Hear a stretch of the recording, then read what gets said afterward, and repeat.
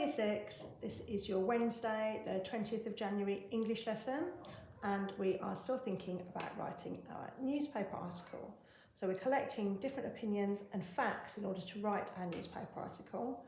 Already you've thought about the different opinions of the people that watch the event happening, so now we need to write the facts. So let's have a little think about the features of a newspaper, shall we? We need an introductory paragraph with we normally call it the 5 W's, but you normally have the first 4 and then you think about the why and the how afterwards. So normally in the introductory paragraph you will have who, when, where and what. And it needs to be attention grabbing to draw your reader in. We're going to be writing in third person, so not I or you, in third person about whatever's happened. We're going to be using past tense because it's already happened. And we're going to be making sure we've got a balance of facts and opinions. So what I've got here is I've got some first news examples here so that we can have a little think about the style of a newspaper article.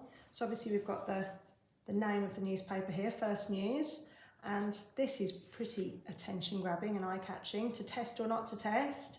This is the question as kids are being sent home from schools across the UK. This one here, I liked this one because this one's called the poo-poo train, so I thought this was quite funny. I thought this might grab your attention. So it says, trains powered by human poo and food waste could be coming to a platform near you. So now it's going to tell us in the first section, very quickly it will tell us who, when, where and what. So let's have a look. The Bio-Ultra train is being developed to replace dirty diesel engines to help cut air pollution and greenhouse gases. Diesel trains are set to be banned by the government from 2040, so more green technologies are needed. So actually this has told us why very early on. It's told us what. Let's find out who. Beverly Nielsen, chair of the Ultralight Rail Partners, the developers of the Bio-Ultra train, told First News, I'm really aware of how little time we have to tackle climate change. We want to help to make a real difference. So it's pulling you in by telling you, grabbing your attention, telling you what's happening. What, there's going to be a train powered by poo? And then it's telling us who, it's telling us where, it's telling us why. So you need to make sure in your first paragraph you tell us who, when, where and what to try and draw your reader in. There's another article here that I'll show to you. Here we go again. It's got a picture of a padlock, something to do with locking down. Schools are closed in England and exams have been cancelled as part of the new coronavirus lockdown expected to last well into February. So it's telling us when, it's telling us what, it's telling us who, it's telling us where. So that's what you need to do in your first paragraph. Go. Okay, Year 6, so you need the facts, you need what was happening. So I thought I'd finish the story for you so that you know what actually happened. We got to this point of the story where Philippe Petit is right up there on the high wire, a quarter of a mile above New York, and we've got the woman coming from the subway. Might have been the first to see him. Look, someone is walking on a wire between the towers. Everybody stopped and looked up. They gasped, they stared. It was astonishing. It was terrifying and beautiful. A quarter of a mile up in the sky, someone was dancing. Police saw it too. Okay, so what actually happened next? Officers rushed to the roofs of the towers. You're under arrest, they shouted through bullhorns. Philippe turned and walked the other way. Who would come and get him? For almost an hour, back and forth, he walked, danced, ran, and knelt in a salute upon the wire. You can see him here, and you can see the police shouting at him to get down. He even lay down to rest. The city and harbour spread beneath him. The sky surrounded him. Seagulls flew under and over. As long as he stayed on the wire, he was free. When he felt completely satisfied, he walked back to the roof and held out his wrists for the handcuffs.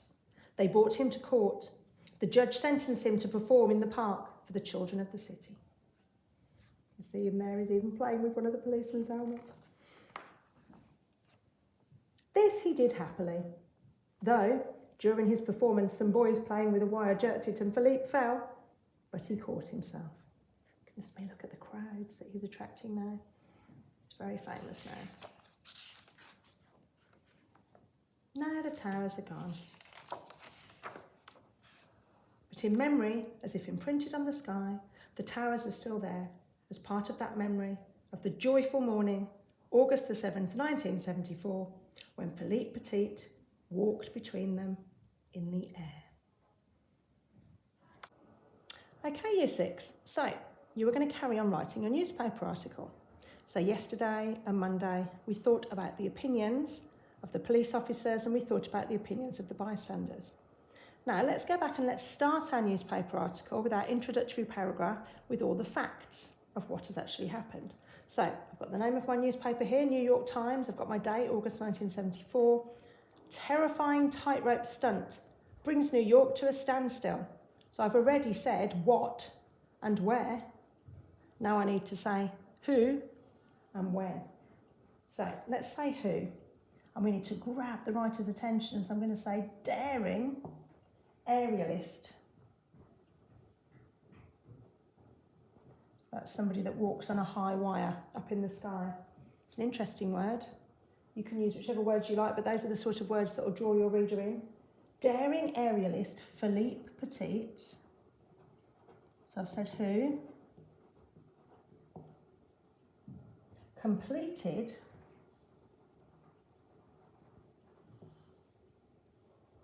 a dangerous and illegal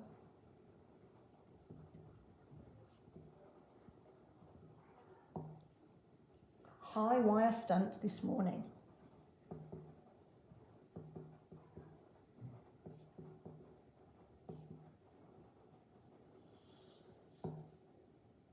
A quarter of a mile above the streets of New York.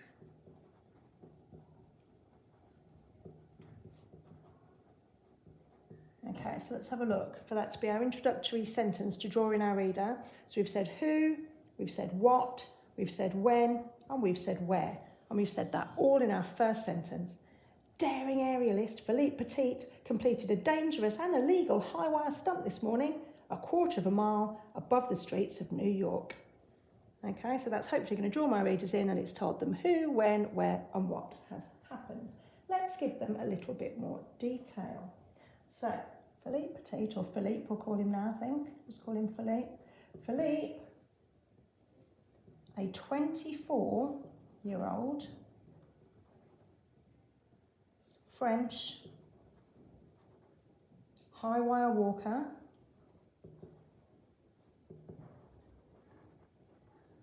juggler, and street performer,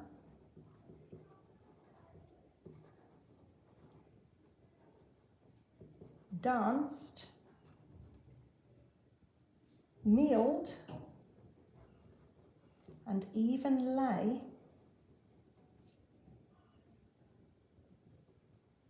down on the wire.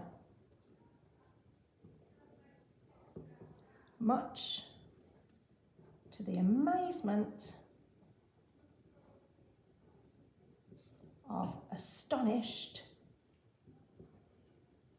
onlookers. So you can see I'm still writing it in columns, okay? So this is my first paragraph here, so I've given a bit more detail here. I've said that he was French because that's interesting. I've said that he was 24. I'll put some hyphens in there just to join that together to make that clearer.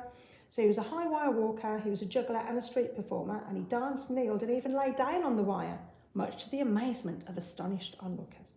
So this is how your introductory paragraph may look. You'll need as much information as possible about it. You need to draw in your reader, make sure you're using past tense and third person, but really make your newspaper article exciting, okay? And I would hope you'd have a couple of introductory paragraphs for me, okay? And we'll think about how we might finish your newspaper article tomorrow. Good luck, Year 6.